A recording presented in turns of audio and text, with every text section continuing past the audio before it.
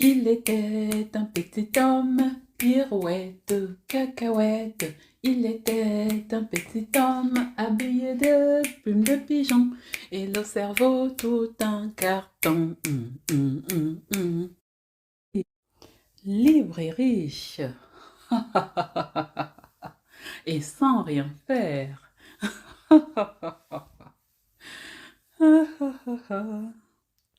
Il était une jeune femme, pirouette, cacahuète, naïve et rêveuse, danger, hé, hé, hé.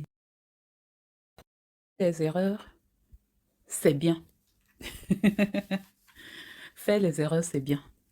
Vous allez voir plein de vidéos où on vous promet de monter un business sans, comment dire, pour vous éviter l'échec. On vous invitera d'aller payer les formations pour vous éviter l'échec.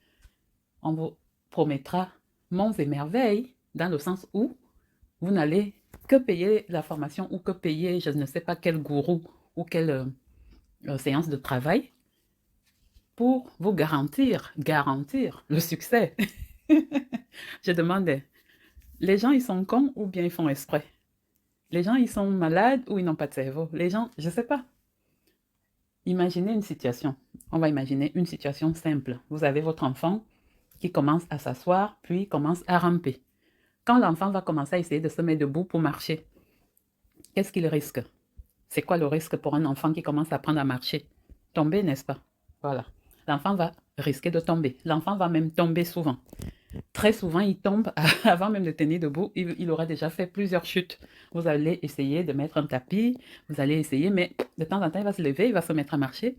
Et avant même que vous ne réagissiez, l'enfant va tomber. Il va parfois se faire mal, parfois avoir des bleus. Moi, je me rappelle, mon fils, c'était des bosses sur la tête. Je me suis dit, mais il faut que j'achète un casque. Ou je fais comment? Parce qu'on est en France. Je risque de me retrouver entre les mains des services sociaux. On va croire que je le maltraite ou bien, je ne sais pas. Je vous assure que je me suis angoissée tellement, des fois, il se levait et tombait. Il essayait de me dire, maman, regarde, je fais un grand écart et tout. Et paf, ça finissait avec des bosses sur le visage. Une façon de vous dire que pour apprendre à faire quelque chose, on apprend en faisant des erreurs. Michael Jordan, quand il apprend le basket, allez lire sa biographie. Il n'a pas commencé à être brillant dès la première balle. Tout de suite, chaque balle dans le panier. Et ton fils, quand il apprend à jouer au football, je ne pense pas que tout de suite, il devient le champion qu'on connaît. Ou même Roger Mila avant lui. Hein, les vieux lions. Non, c'est quand ils deviennent champions, c'est beaucoup d'années plus tard. Beaucoup d'années d'erreurs plus tard. Beaucoup d'années où il y a eu les doutes, où il y a eu le non-soutien, c'est-à-dire ta famille te dit, mais attends, toi tu crois que tu seras le futur champion, tu crois que tu seras le futur Roger Mila? Je suis sûre que ton fils a dû entendre ça. Je vais m'intéresser à trouver un peu sa biographie pour voir un peu s'il a écrit sur lui, pour comprendre son parcours. Et quand on vient vous promet les miracles, sans blessure, sans coup, sans risque, et que vous ne voyez pas que là, déjà, de parler comme ça, c'est de l'arnaque, comment voulez-vous que vous soyez dans un processus qui va vous apporter quelque chose? En fait, vous êtes dans un processus où vous vous faites exploiter les yeux ouverts. C'est-à-dire qu'avant, pour aller braquer les gens, il fallait cambrioler le chez eux. Maintenant, on te braque, toi-même tu pars, tu donnes en fait. Parce que comme on te vide le cerveau, le peu qui reste comme cerveau, on vide ça, on met ça quelque part, on enrobe ça de rêve. Toi, tu prends tout ce que tu as, tu t'en vas donner. Alors que tu distribues ton argent parce que tu n'en as rien à faire, c'est une chose. Mais que tu reviennes te plaindre pour dire oui, moi j'ai fait, j'ai fait telle formation, on m'a arnaqué, mais non, tu ne peux pas te plaindre puisque on ne t'a pas forcé. Donc, ceux qui veulent croire au miracle qui a versé sur Internet, allez-y, hein, parce que jusqu'à preuve du contraire, le rêve, ça ne fait de mal à personne.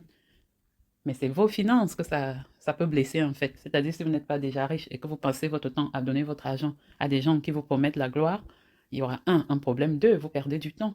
Parce qu'au lieu de rester là à rêver, vous pouvez lire des bouquins, vous pouvez commencer vous-même. Vous pouvez commencer vous-même et lire des bouquins et commencer en même temps. Et vous apprenez de vos erreurs. Et oui, tous les gens qui réussissent, la plupart sont en train de, comment dire, ont commencé quelque part, pas à pas. Ils se sont formés. La formation en elle-même n'est pas un problème.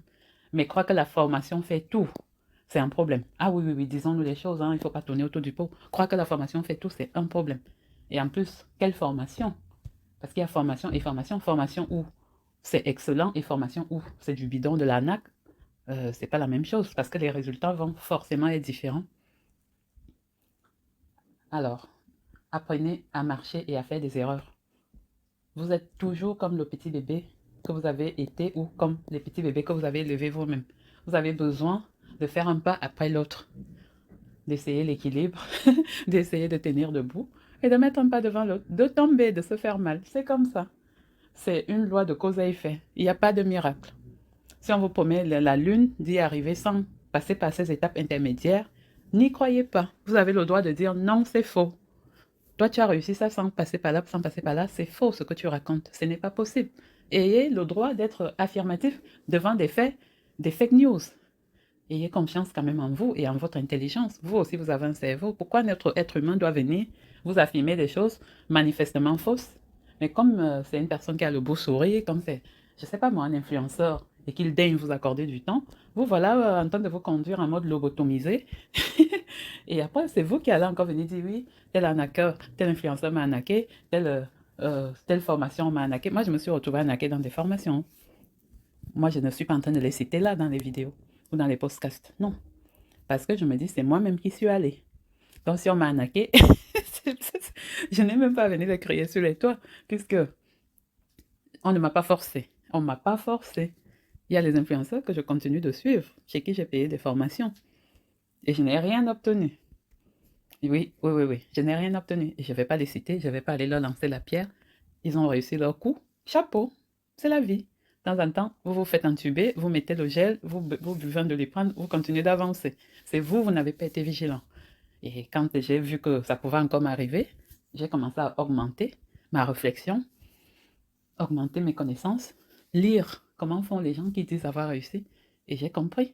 J'ai compris et ça ne veut pas dire que j'ai tout compris, je peux encore me faire avoir, ça c'est sûr. Moi je suis une grosse naïve, hein, j'ai toujours dit. Mais j'essaie que ce soit le moins répétitif possible, le moins douloureux possible et le moins régulier possible aussi. Parce que oui, je ne suis pas venue dans la vie juste pour me faire avoir quand même. Je ne suis pas une victime chronique, non. Je suis aussi une bosseuse qui doit bosser avec des idées claires, nettes. Est-ce que vous voyez un peu? Donc il faut qu'on forme des groupes de gens qui veulent bosser honnêtement. L'honnêteté, le discernement, le courage, et oui, et puis les échecs font partie de la vie, font partie du processus. Pour ceux qui veulent être riches, de l'enrichissement, pour ceux qui veulent être aisés, de l'aisance financière, pour ceux qui veulent être à l'aise, voilà. Pour ceux qui veulent se mettre à l'abri, pour ceux qui veulent juste payer leurs factures, chacun, c'est un chemin, chacun sort là où il a envie de sortir. Il y a des sorties, à chaque fois tu sors où voilà, tu as mis ton sac à ton niveau, tu sors là où tu dois sortir. Tu ne suis pas la route du voisin. Tu ne suis pas, voilà, tu te mets pas à l'autoroute. Tu ne vas pas dans l'autoroute, sur l'autoroute, pardon, pour suivre n'importe qui. Tu es sur l'autoroute, tu sais ton itinéraire. Tu ne vas pas suivre une voiture qui est devant toi juste parce que tu es con et que tu n'as rien à faire. Non. N'écoutez pas les sornettes. N'écoutez pas les sornettes. Quand on vient vous raconter des pêches miraculeuses.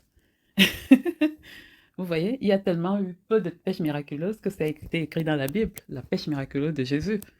Les disciples lancent le filet, il n'y a rien. Quand Jésus leur dit, lancez encore le filet, ils disent non, nous on allait lancer, il avait rédigé, dit lancer le filet.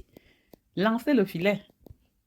Ils ont lancé, il y avait plein de poissons. Ah, c'est tellement extraordinaire que c'est écrit dans la Bible. Et depuis là, on n'a plus eu de pêche miraculeuse comme ça. Parce que même Jésus avait l'habitude de dire, c'est ta foi qui va te sauver. Ça veut dire ta croyance en toi-même là. C'est ça qui va te sauver. Tu crois en Dieu, tu crois en toi-même. C'est ça qui va te sauver. Il n'a jamais dit aux gens que oui, je fais la pêche miraculeuse, venez vous asseoir, je vous apprends comment on fait les miracles. L'école des miracles, tac, tac, tac. Parce que Jésus savait que ça n'existe pas et ça n'existera jamais. Au contraire, il enseignait que porte ta croix. Tu prends ta croix là, tu portes. Ça veut dire que rien ne te sera facile. Même si tu dis que tu pries dur. Même si tu es le fils de Dieu. Regarde-moi, le fils de Dieu là. Moi, on va me tuer. Hein. Moi, on va me mettre sur la croix. On va mettre les clous. Pourtant, j'ai dit que je suis le fils de Dieu. Donc, pour vous là, c'est pareil. Rien ne sera facile. Rien ne sera facile. Oh. Vous êtes un enfant de Dieu. Vous n'êtes pas. Rien ne vous sera donné cadeau. C'est difficile pour un riche d'entrer au paradis, comme c'est difficile pour un pauvre. Il n'a jamais dit que comme tu es riche là, ça va être facile pour toi, etc. Donc, il ne faut pas écouter n'importe qui. Essayez de, quand vous avez un projet business, d'évaluer le coût. Nous autres là qui parlons, c'est parce que nous on a souvent mis la charrue avant les bœufs. Ah, c'est facile, c'est facile, c'est facile. Moi, j'ai suivi ça. Je suis allée, j'ai dit, ah, c'est facile. Mais quand j'ai commencé à voir tout ce que ça demandait, il y a plein de projets, j'ai abandonné, j'ai abandonné. Et je n'ai pas abandonné parce que je suis bête, mais j'ai abandonné parce que je savais que il me faudra en fait beaucoup, beaucoup, beaucoup de temps pour arriver au résultat qu'on m'avait vendu sur Internet. C'est-à-dire ce qu'on t'a dit que d'ici 3 mois, tu vas y arriver là. Ajoute peut-être, fais un peu x10, ça va faire peut-être 3 ans pour que tu y arrives. Ou peut-être même jamais. Parce que quand c'est pur arnaque, tu n'arriveras jamais. On te dit de sauter du 10e étage, du 10e étage jusqu'à par terre et il ne t'arrivera rien. Non, cela ne se peut pas. Il y a des équations qui sont fausses dès la base. OK?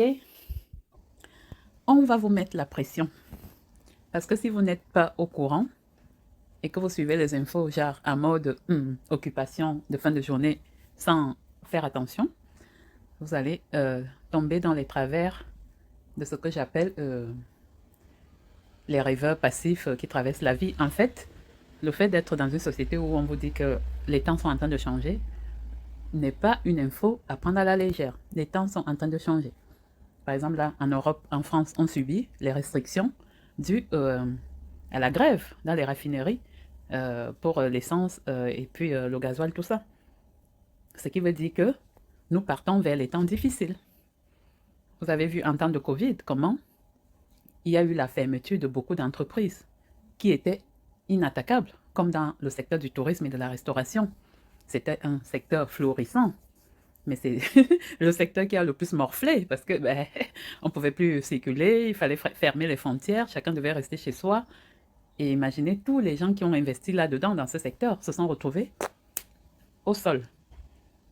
Ça, c'est indépendamment de vous, c'est-à-dire même si vous avez bien appliqué les principes de business qu'on vous a appris, vous retrouviez par terre, pour la plupart. Par terre, c'est comme ça. Et ce, pendant de longs mois, voire des années. Et qu'est-ce qui a le plus fonctionné pendant la crise? Pendant que certains sont dans le malheur, certains secteurs ont au contraire eu de l'essor. Et on a parlé d'Amazon, on a parlé des entreprises sur Internet. C'est pour ça qu'on a vu des gens qui se sont retrouvés au chômage, en fait, prendre le micro, prendre leur téléphone ou leur ordinateur et commencer à faire des vidéos. Et pour attirer des vues et pour attirer du monde dans leur sillage, ils vous ont transformé en moutons. C'est-à-dire, c'est vous qui deviez remplacer le salaire qu'ils avaient quelque part avant la fermeture de leur entreprise. Du coup, oui, vous êtes devenu leur rentier en fait. Contre quoi? Contre quoi? Je ne sais pas. Et ce que vous avez eu en période de Covid là, c'est rien à côté de ce qui arrive. Parce que c'est là où je veux en venir. Qu'il faut avoir du flair. Quand il y a des informations ci et là, il faut commencer vous à essayer d'analyser pour savoir qu'est-ce que vous devez faire. Comment vous devez vous positionner par rapport à ça. Parce que l'être humain, sa fonction principale, c'est de s'adapter à son environnement. Tout le temps. Ce n'est jamais acquis. C'est pour ça que oui, même si vous avez réussi à devenir entrepreneur, faire du business, et que vous avez échoué parce que la Covid est arrivée et que voilà. Maintenant, il faut se relever, il faut se réadapter. Si vous aviez un emploi et que vous l'avez perdu, pareil. Vous êtes sûrement allé créer quelque chose sur Internet, mais est-ce que vous avez créé quelque chose de durable? Est-ce que vous avez créé quelque chose de sain? C'est-à-dire qu'il ne vous fabrique pas un mauvais karma qui va vous revenir au visage comme du feu. C'est vrai. Il faut quand même faire des métiers qui vous valorisent, qui vont être la fierté de vos enfants et qui sont périns, la pérennité à long terme. Si vous êtes passé de la fonction arnaque parce qu'il vous faut manger, il vous faut payer vos factures, est-ce que c'est tenable? Est-ce que vous dormez bien? Et vous qui suivez là, comme des moutons, est-ce que c'est normal de suivre comme un mouton alors qu'on a un cerveau? Dieu nous a tout donné, toutes les capacités. On est des êtres les plus aboutis technologiquement au monde. Les plus aboutis. Suivre comme un mouton. Moi, je parle surtout à la diaspora, à qui on vend du rêve à longueur de journée. La diaspora africaine. Les autres diasporas, je ne sais pas. Elles sont organisées, elles sont comme elles sont. Tant mieux. Nous, on est à la traîne et on a beaucoup de difficultés au sein de nos diasporas. Et la difficulté que je repère et à laquelle je souhaite apporter des remarques, c'est la diaspora africaine. Pour dire quoi? Pour dire, souvent vous êtes nostalgique d'avoir quitté l'Afrique. Nous sommes tous nostalgiques d'avoir quitté l'Afrique. Mais la nostalgie, ça veut dire quoi? C'est une dépression, oui. En milieu médical, la nostalgie signifie dépression, faire une dépression. Et quand, par rapport à votre dépression, là, le seul remède que vous trouvez, c'est d'aller acheter du rêve sur Internet en entraînant toutes vos économies, toute votre famille, j'ai envie de dire attention. Parce qu'après, le plus grand mal, habiter en centre-ville, c'est quelque chose du bruit. Désolé, le plus grand mal de la dépression, c'est le risque suicidaire. C'est le risque de fragilité accrue qui fait qu'on on n'est plus capable d'analyser sereinement les situations et on se laisse facilement embobiner. Allez apprendre ce que c'est. Moi, je ne suis pas là pour vous formater l'esprit. Moi, je dis, mettez en doute les choses et allez chercher. Et donc, la nostalgie, c'est quelque chose, c'est un mal, c'est un diagnostic médical. Donc, quand vous avez déjà oublié les raisons pour lesquelles vous avez fui l'Afrique, et j'ai envie de dire, les raisons ne sont parfois pas que économiques. Des fois, vous avez fui l'Afrique pour fuir un environnement familial toxique. Des fois, vous avez fui l'Afrique pour renaître quelque part. C'est-à-dire, vous venez peut-être des pays où il y a eu des guerres, vous avez peut-être subi beaucoup de choses dans votre environnement immédiat, des viols, des problèmes et tout, politique, tout ça. Et vous êtes venu donc vous reconstruire en fait, repartir d'un bon pied. Au-delà des dégâts économiques, vous avez aussi ces problématiques personnelles qui sont les vôtres. Et retourner en Afrique pour vous n'est pas si facile parce que quand vous y retournez, ça vous rappelle parfois des mauvais souvenirs. Oui, quand on vient vous dire oui, vous pouvez faire un business étant hors d'Afrique, posez-vous des questions. Vous-même, vous n'avez même plus envie d'y mettre les pieds. Ou alors, quand vous y mettez les pieds, c'est vraiment parce que vous n'avez pas le choix, il faut aller faire une démarche administrative, il faut aller pour un deuil ou pour une fête parce que votre présence est indispensable, sinon vous avez des problèmes familiaux. Dieu sait qu'on a tous ce genre de situation.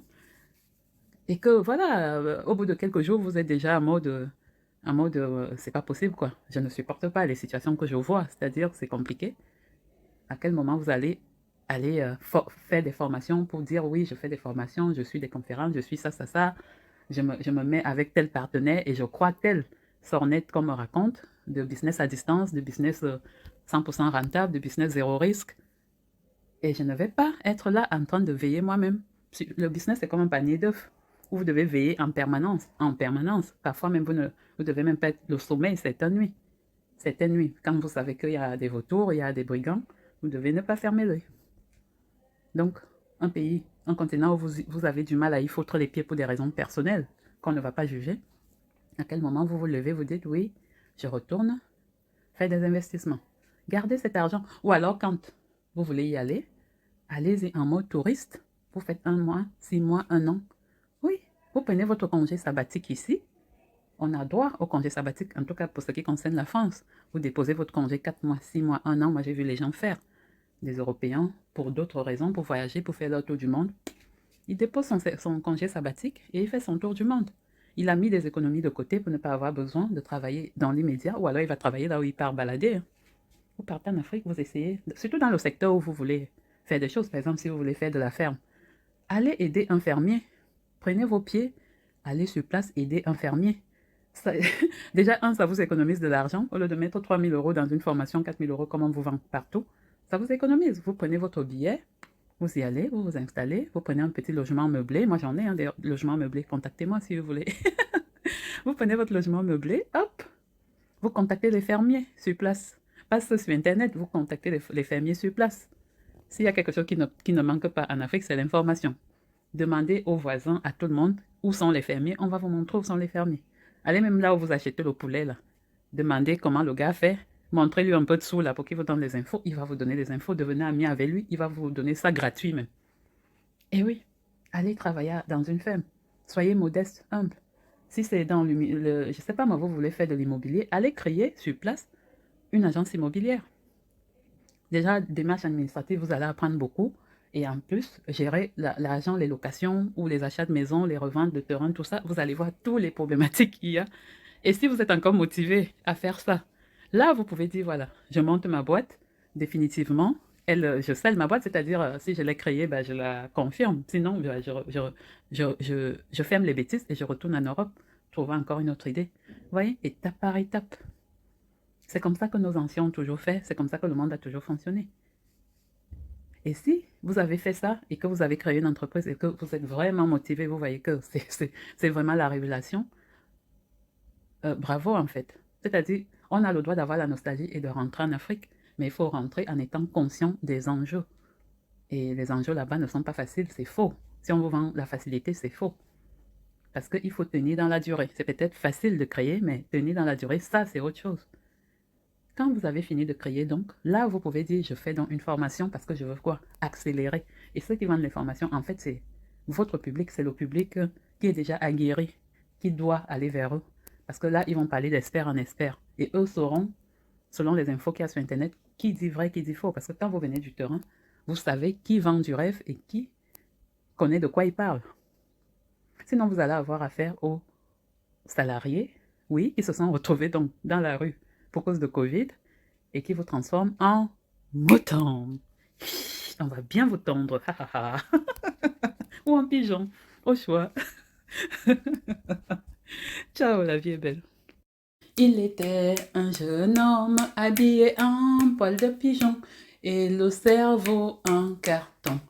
Le cerveau en carton, pirouette, cacahuète, le cerveau en carton était arrosé par tous les mythomanes du coin. On essayait délivrance, pirouette, cacahuète. On essayait délivrance, sorti de Mytholand, mais il ne voulait pas.